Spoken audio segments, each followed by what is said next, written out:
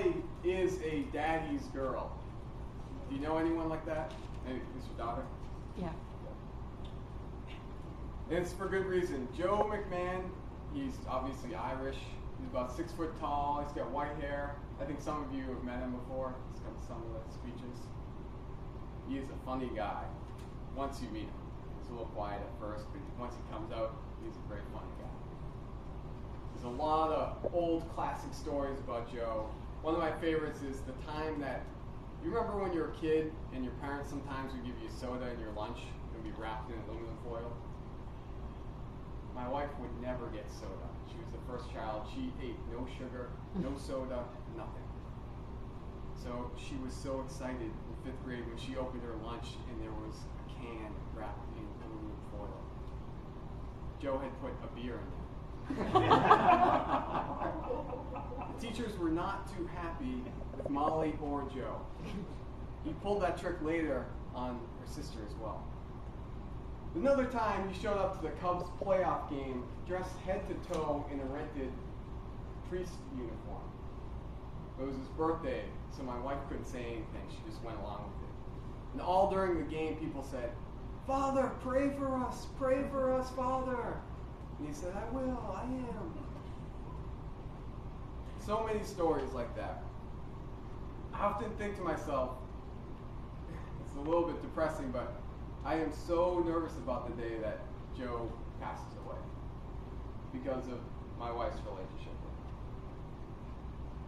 So it was not a great day when a cold December at UIC when Joe was having a surgery to remove a small piece of cancer.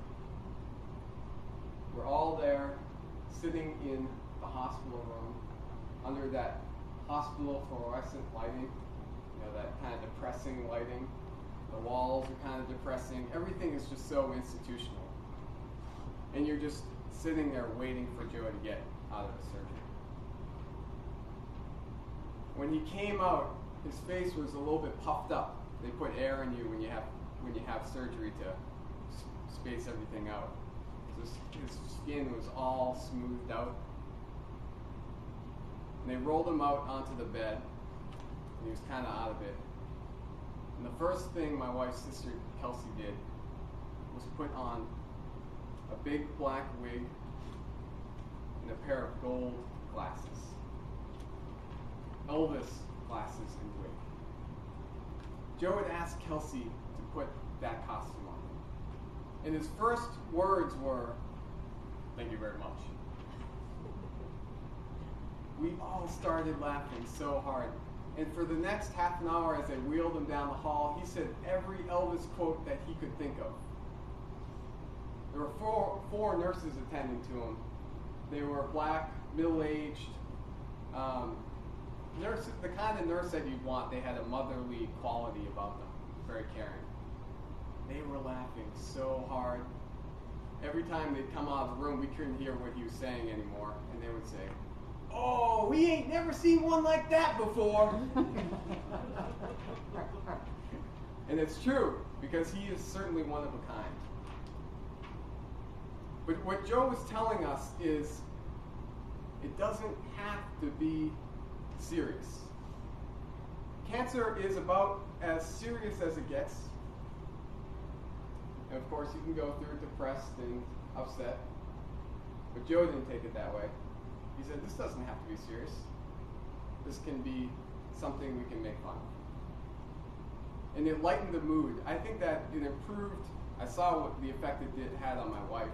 She was, obviously we were down, and he was the one going through the hard time, and he brought us up. And I think that the nurses actually did their job to a higher level than they would have normally, because they were excited to work with him. They were excited to help him out.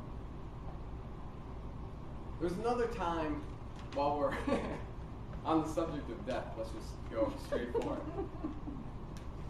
Is there anything sadder than a dog dying? That's got to be one of the saddest things, right?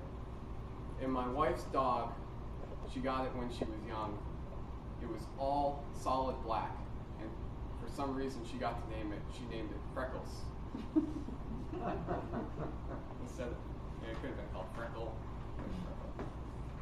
Freckles was about 18. She was small, and obviously she was getting near the end of her life. My wife was really sad about this.